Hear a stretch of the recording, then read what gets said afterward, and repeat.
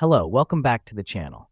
Today, we're diving straight into setting up a project resource allocation system in Airtable, your full 2025 guide.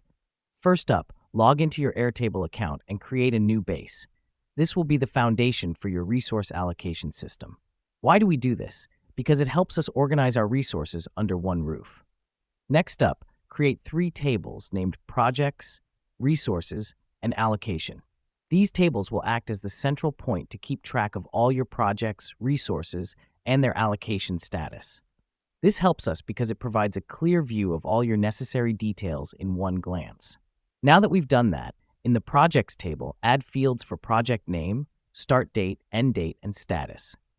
In the Resources table, add fields for resource name, availability, and skill set. This is important because it helps us maintain a clear record of our projects and resources.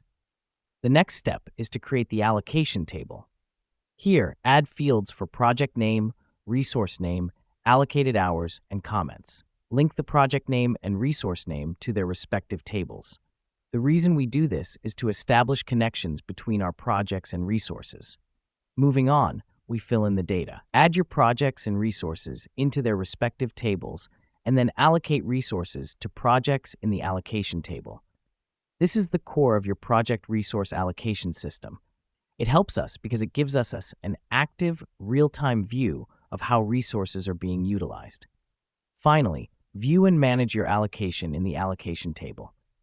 Here's what's happening behind the scenes. Airtable creates an interactive database where you can manage and update your project resources with ease.